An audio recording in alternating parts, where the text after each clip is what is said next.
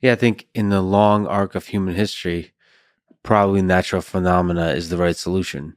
That's the elegant solution because all the power is already there. That's why a Dyson sphere in the long sort of, but you don't know what a Dyson sphere would look like, but some kind of thing that leverages the power, the energy that's already in the sun is better than creating artificial nuclear fusion reaction. But then again, that brings us to the topic of AI. How much of this, if we're traveling out there, interstellar travel, or doing some of the interesting things we've been talking about, how much of those ships would be occupied by AI systems, do you think?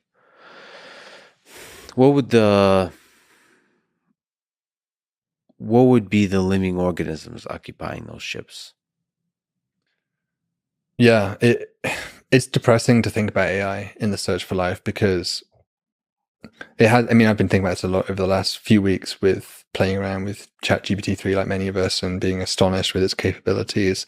And you see that our society is undergoing a change that seems significant in terms of the development of artificial intelligence. We've been promised this revolution, this singularity for a long time, but it really seems to be stepping up its pace of development at this point. And so that's interesting because as someone who looks for alien life out there in the universe, it sort of implies that our current stage of development is highly transitional, and that, you know, you go back for the last 4.5 billion years, the planet was dumb, essentially. If you go back the last few thousand years, there was a civilization, but it wasn't really producing any techno signatures. And then over the last maybe 100 years, there's been something that might be detectable from afar. But we're approaching this cusp where we might imagine it. I mean, we're thinking of like maybe years and decades with AI development, typically when we talk about this. But as an astronomer, I have to think about much longer timescales of centuries, millennia, millions of years. And so if this wave continues over that timescale, which is still the blink of an eye on a cosmic timescale, that implies that everything will be AI essentially out there, if this is a common behavior. And so that's intriguing because it sort of implies that we are special in terms of our moment in time as a civilization, which it normally is something we're averse to as astronomers. We normally like this mediocrity principle. We're not special. We're a typical part of the universe. It's sometimes the cosmological principle. But in a temporal sense, we may be in a unique location.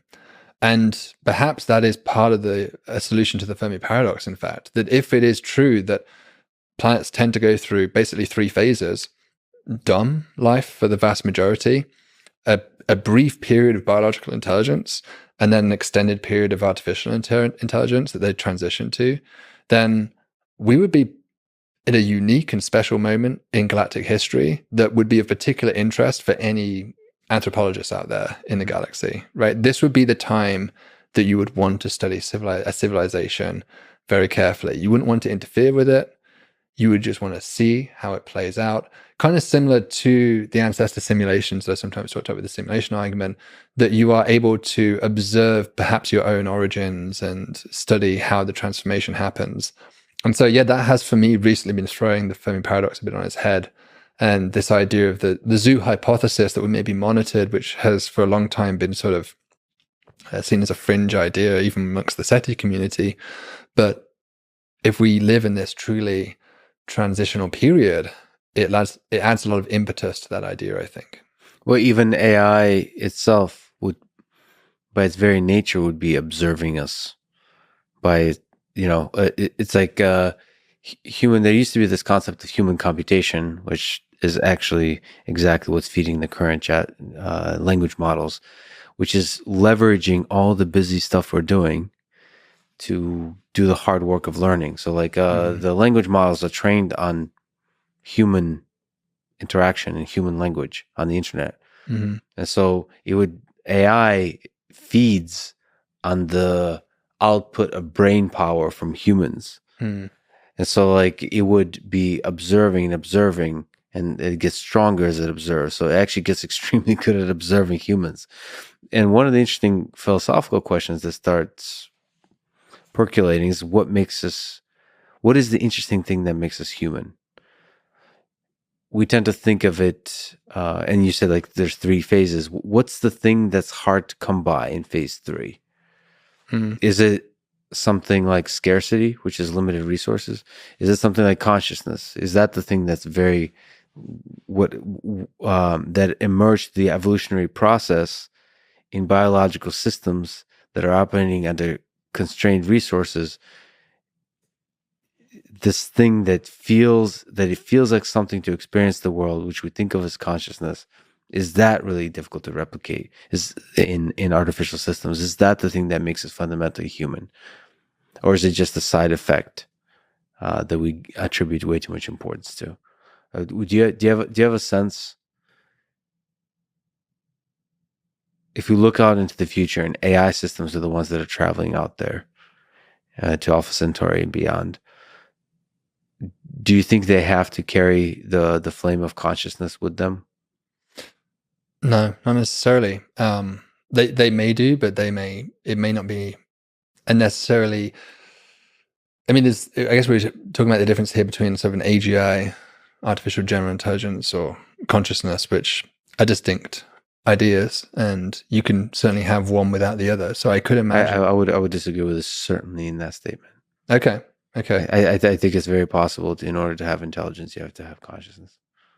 Okay. Well, I mean, to a certain degree, GPT-3 has a level of intelligence already. It's not a general intelligence, but it displays properties of intelligence with no consciousness. So again, I would disagree. Okay. Well, I don't know. Because you said, it's very nice. You said it displays properties of intelligence. Mm-hmm. In the same way it displays properties of intelligence, I would say it's starting to display properties of consciousness. It certainly could fool you that it's conscious. Correct. Yeah. So there's, I guess, like a Turing test problem. Like if it's displaying all those properties, if it quacks like a parrot, looks like a parrot, or quacks like a duck, sings like, isn't it basically a duck at that point? So yeah, I can see that argument. It probably, I mean, certainly I try to think about it from the observer's point of view as an astronomer. What am I looking for? Whether that intelligence is conscious or not has little bearing, I think, as to what I should be looking for when I'm trying to detect evidence of them. It would maybe affect their behavior in ways that I can't predict. But that's, again, getting into the game of what I would call xenopsychology, of trying to make projections about the motivations of an alien species is incredibly difficult. And similarly, for any kind of artificial intelligence, it's unfathomable what its intentions may be. I mean, I would sort of question whether it would even be interested in traveling between the stars at all. If its primary goal is computation for the sake of computation, then it's probably going to have a different way of, it's going to be engineering its solar system and the nearby material around it for a different goal. If it's just simply trying to increase computer substrate across the universe. And that, of course, if that is its principal intention, to just essentially convert dumb matter into smart matter as it goes, then I think that would come into conflict with our observations of the universe, right? Because the Earth shouldn't be here if that were true. The Earth should have been transformed into computer substrate by this point. There has been plenty of time in the history of the galaxy for that to have happened. So I'm skeptical that we can...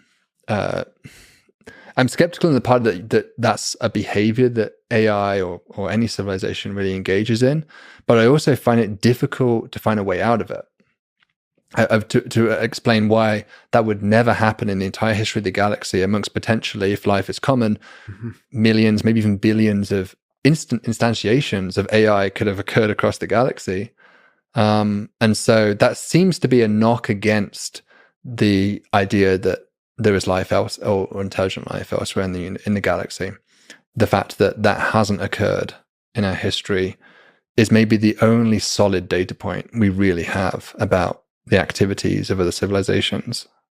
Of course, the scary one could be that we just at this stage intelligent alien civilizations just start destroying themselves.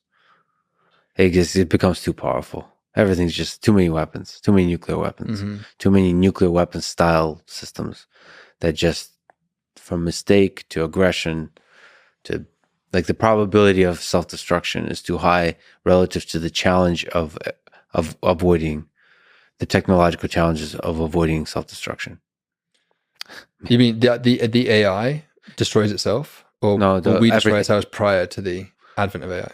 As we get smarter and smarter AI, either AI destroys us or there could be just a million, like AI is correlated, the development of AI is correlated with all this other technological innovation, genetic engineering, like all kinds of engineering at the nanoscale, to mass manufacture of things that could destroy us, or cracking physics enough to have very powerful weapons, nuclear weapons, all of it. Just too much. Physics enables way too many things that can destroy us before it enables the propulsion systems that allow us to fly far enough away before we destroy ourselves.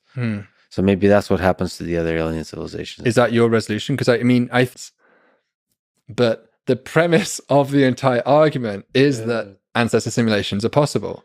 So there's a contradiction that's been introduced. There's that old quote: "We're all living in the sewer, but some of us are looking up at the stars." This is maybe more true than we think.